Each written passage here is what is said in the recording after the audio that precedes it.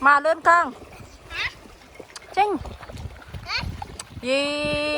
phải là thọt đấy chặt khao chặt áo chọc loi loi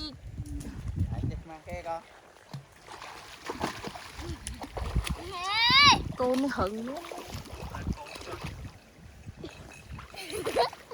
em tiền đặt tiền liền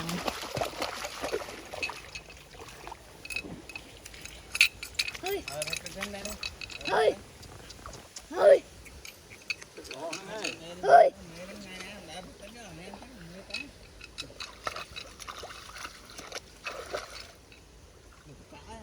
hơi hơi hơi thằng cầm tàu lên thọt cho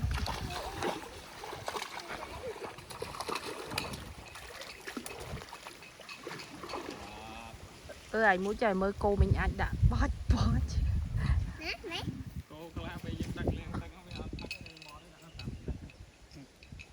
chú ăn á chộp chú với nó để chú ăn phát phát rồi tê vừa muốn chú ăn nè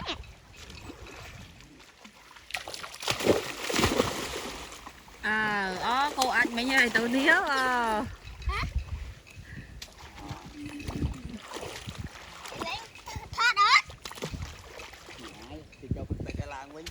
đồ mì lai cho thật hơi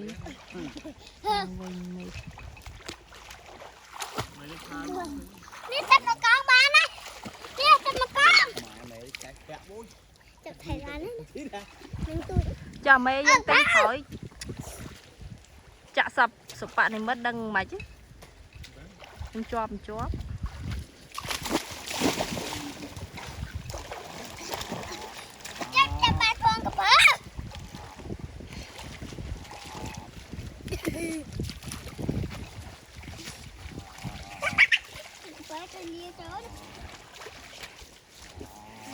Bùi Việt đây đi mê bà khẩu mẹ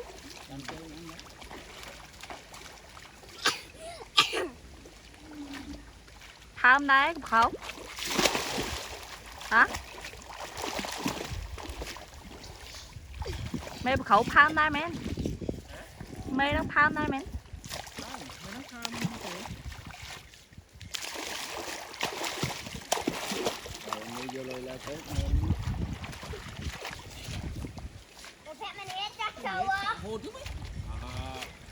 bài cuồng anh lột màu mua chưa đây này mà họ tập phật riêng ăn quay bố luôn đi tròn tầm này buồn này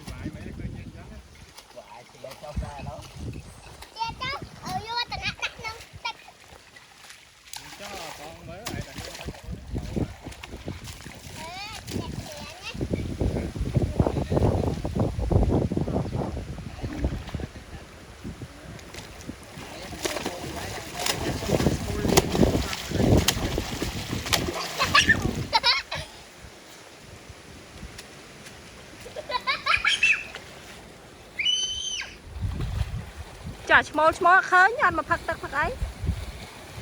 có được máu nó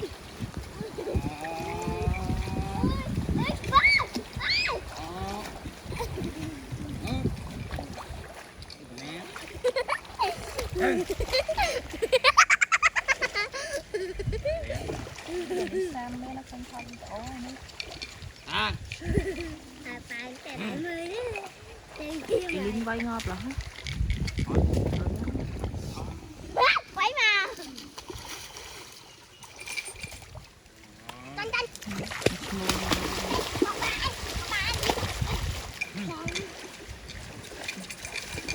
canh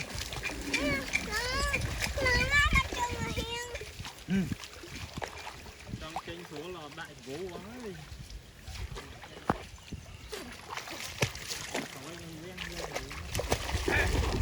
tinh bố liên khuôn đã bố liên khuôn này à brand nó ai biết mà đo bóp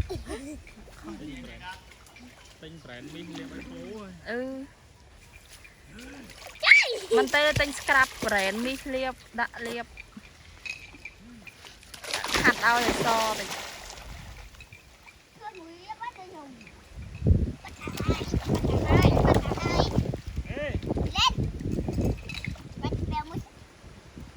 Xăm na, thà ta chọp loi loi việc